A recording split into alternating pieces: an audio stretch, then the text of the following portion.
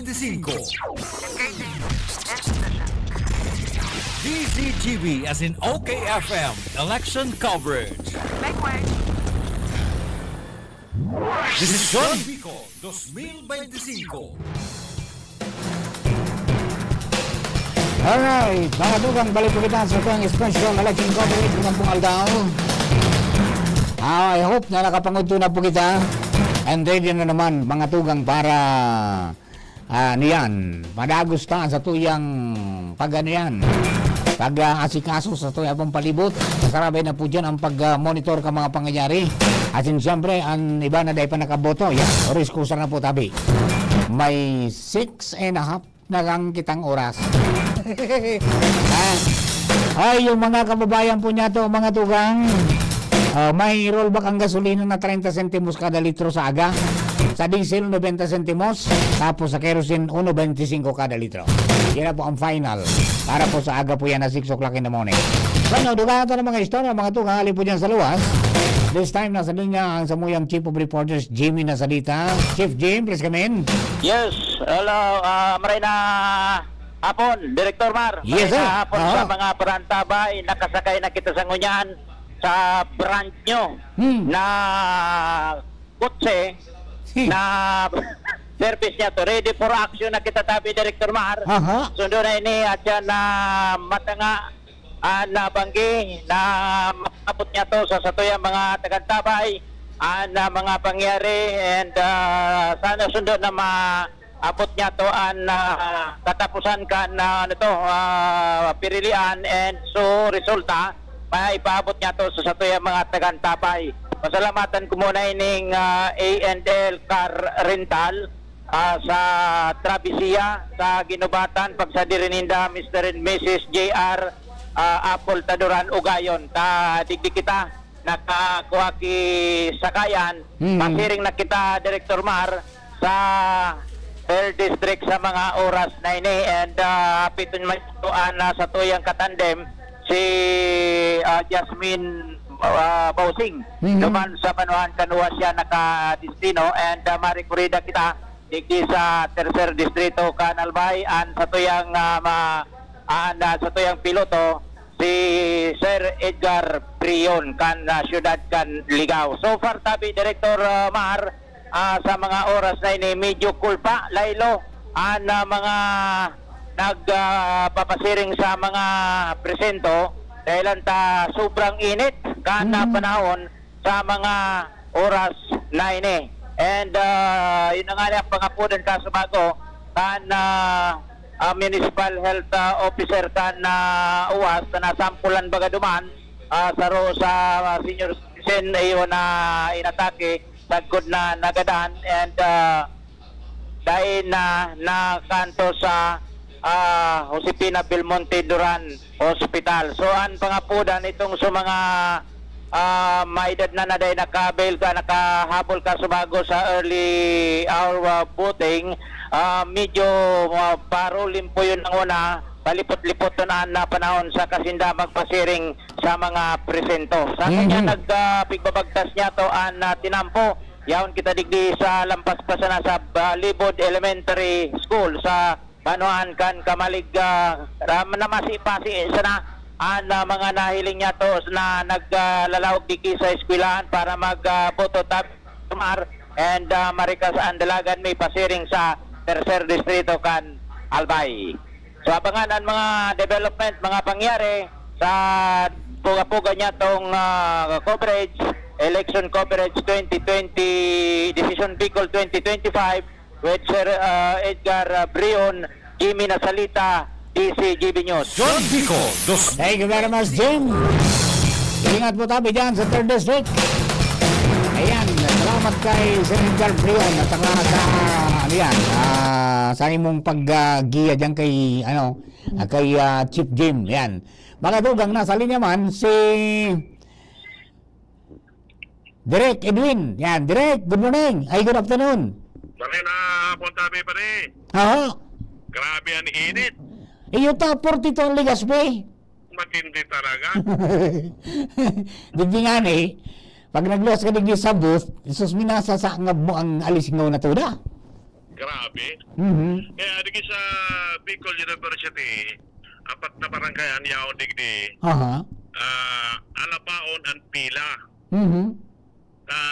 Siya bagani mga nakauron ko, ano niya ko, nangurot to na kamo, pangaya sa budmo niyan, yaon sinda sa ultimong ano ang kanpila, abutan niya ko kamo kay mga alas 4, ang sistema sa iba, may mga bigapod na holding area. Iyo, alos na busman. Kaya, Mm. pagpila mo, malaw ka sa holding area, Mhm. malawas ka, mapila ka na naman duman Yeah. bago ka makalaog sa presinto. Iyo, kumbaga, ngaliba ngaya 5-5, pag natapos sa 5, papaluwason, may malawag naman. Yung ani. Oo. Ngunyan, kaya ba nagkakaoroyam na ta, guro to mo na ngani, Mhm. mauli na una nga kami, na taw-taw na sana kami mga pila gararay. Oo. Kaya ba, kung magdara ka mong tubig na dakol, Mhm. na periming dapat hydrated ka mo. Ayun. Ano yan? Ayan. Day pang ano yan, projection sa electoral board kung mga pirang porsyento na nakaboto. So far, may mga barangay na dakol na porsyento. Mhm. Pero sa darakulang barangay, ayan, nasa kabangaan pa sa gayod ka. Nangyari. Total voting population, So- expected nilang mag-boroto mo niyan. So nagpataod-taod na di. Aha. Ah, At sa iba, pagkabuto, larag ka pa Manila. iyo, siyempre, mabalik lang sa trabaho. Oo. Kaso sa iba, nagkauro dyan. Mhm. Pwede ngaya lamang maka-uraban tita, anong araw kayo ni? Yun ang at siya na hapon, Mhm. mapila na naman sa terminal, mahanap na magkitikit. Yan. Sa bagay, depende kasi sa kung matibay ang pagboto. Madali man sana eh. Kung tutusin, madali yun. Iyo, Dahil ka naboto ng 3 minutos, tapos na. kapag nakalaw ka na naman sa tuklong, Oo. dali isa na, kapag natawag ka na kan balota, Oo. insigida, ano araw ka ni, makurit ka. Di gani, kung makaskas ka mag-shade, di ka nga abutan ki 10 minutos, Eh, lalo na kung ikaw ka ki, anong araw kaya na kodigo, Oo. madali ka sana makaboto. Ako nga, 3 minutes na tapos na ako. Iwan sa gilibog ko sa bago, sabi ko, pagkalaw ko naman siyempre priority na kita. Oo. Yan ang, di nga nagaw na ko inabot ng 5 minutos, Oo. di madali siya na makatapos. Niyo. Yan. Mhm. Ngunyan, tabi Paringmar, ang sistema is, yung ba naman, miras na nagalat, Hmm. ng senang turno, yaw mo naman so mga taga Red Cross, Mhm. pwede magpabibingo na ngaya. Pasiguro, ano? Pabibingo na ngaya pa. Grabe ang tensyon. Grabe ang tensyon ngaya. Kaya, ito diba? Nagkapara na naman na recorded na mga yan ang criminal lampas Uy, sa threshold. Dapat pala sa Ang BP. dapat pala direct pero sa Pero so far, direct. ayos man tabi Parimar Oo. ang sitwasyon, diba? At pagkatapos tulos, kaya magaling silang magpakauli. Iyo. Yung kasto siba, ito sa gado naman kang sobrang init kan panahon, muda so pag ano nila pag antabay, kung anong oras yung magkakalaog naman sa voting precinct mismo. Model. Okay. Ayan. So, ayan tabi ba ang sitwasyon degree sa Bicol University? Sa Kusong niyan, alalagay sa DU. Ako po si Edwin Marayna Hapon. Dahil wala mas direct, si Edwin Peralta mga tugang sa Bicol University. Maray nga rin, may kahoy duman. Takundi yung kahoy, rimate. Pero yun po yan, mag-ingat po ito na magligay kita. Base po nigdi sa ipinaluwas mga tugang kang pag-asa as of 11 o'clock. Ngunyan po na pitsa 12. Ang computed heat index mga tugang sa Legazpi City, hindi po sa Albay, 42 degrees Celsius. Ano? Sa Masbate yan may pinakalangkaw sa Bicol, nagabot ng 43. Sa Gibiyo Ginubatan, nasa 39. Alangkaw pa mang giraray po yun, no? Sorsogon, sa Uban, 39. Bira Catanduanes, 38. So, maglikay po tabi, adi. Ang mga kababayan tanga ni po na dahil kita magkagawa ng problema. Yung palang, yung sa UWAS, after makaboto, pinirot ba Kuya John? Tapos itong pakapirot, tatumba. O yun po ito mga tugang dinalagan sa ospital hanggang sa dahil swerte po mga tugang binawian ng buhay. No? Okay, likay-likay po tabi kita. Dapat pala na pera duman sa mga health station, siguro din yung water station, na naibugtak dyan sa, sa mga election, sa voting centers, sa saluya pong palibot. Ayan, ay salamaton sa padagos pong pagantamay kan Philippine National Police, dahil mga tugang sa indang espuersos, padagos man, iyan po na, kunyan, matrangkilo ang eleksyon and maging si Attorney Maria Juana Valeza, ito pong Regional Director kang COMELEC, nagsabi kasubago na in general matrangkilo ang pigigibo pong botohan ngunyan pong aldaw sa Bicol Region. Ang sabi ni Attorney Valeza, nakatutok mga tugang ang buong lupon ng mga tagapangasiwa ng halalan o itong electoral board, maging ang mga technical staff para masiguro na marhay ang operasyon ka mga automated counting machines asin may hulog nin matrayumpo ang gabos na boto. O yan po tabi para duman sa mga kababayan nato. And talaga pong sabi nga ni padagos man ang preparasyon at nagbolunteer na sa mga abogado, mga tugang na miyembro kan Integrated Bar of the Philippines Albay, tapos sa paralegal hali po sa College of Law kan University of Santo Tomas, Bicol College as in Bicol University, kontra Bigay Complaint Desk diyan po sa mga opisina kang COMELEC sa probinsya para magtapo ng libreng legal assistance sa mga reklamo manungod po sa vote buying as in vote selling. O yan po tabi, ang sabi po ni COMELEC Albay Attorney Maria Aurea Bobunaw, ang Provincial Election Supervisor ang mga botante pwedeng mag-file kan sa indang mga reklamo asin sunumpa na affidavit kung sila po binayadan para sa sendang boto. Yan. Para sa ibang impormasyon, pwedeng mag-upload mga tugang sa IBP Albay Election Help Desk Election Number 0921-430-9799. Yan po para duman sa mga kababayan natin na yun po yan so kunyan. Asa nga kita marani. Yung po tabi. Igwa pala nang binilog na igwa ng binilog mga tugang na tagabantay and dyan po nagborolunteer na sa mga abogado. Mga tugang from IBP, paralegal from UST, tapos Bicol College and Bicol University para tumabang sa COMELEC dyan po sa pag-receive pagtaon ng legal advice tuman sa mga reklamo kontra bigay. Ayan po tabi mga kababayan. Para duman sa mga nag-aarapot anong mga dapatan ng giribuhong kayan. Okay? And as per report, mga tugang so far, wala pa man digdi po mga tugang na namomonitor na karibukan manungod po sa eleksyon. Ito po magpadagos po yan hanggang sa matapos ang bilangan. Salamaton sa mga kapulisan sa sakripisyo po nindang padagos, pumpa ka nakaaging aldaw. Matapos kan pizza 5, di ba? Matapos kan final testing and sealing, na po sila nakabantay. Hanggang mo yan, yan po sila dyan. And siyempre, salamaton man sa mga department, sa mga personalis kan Department of Health. Kang Albay Provincial Health Office. Pagkatapos, Bureau of Fire Protection, Emergency Service, di ba? Nanyaon sila dyan, mga tugang sa mga polling centers, may station sila dyan para mag-akudir sa mga nagkakagawa ng emerhensya. Kasubago na iling ko ang saklolo duman po sa UWAS, membro kang BFP. Diba? Pagkatapos yung composite team yan mga tugang na mga pinagkibo nila para may umalalay. Diba? May Philippine Red Cross. Yan po dyan. Tangani po na maibitaran ito po na anuman na mga katibaadan pagabot po sa aspeto kan salud, no?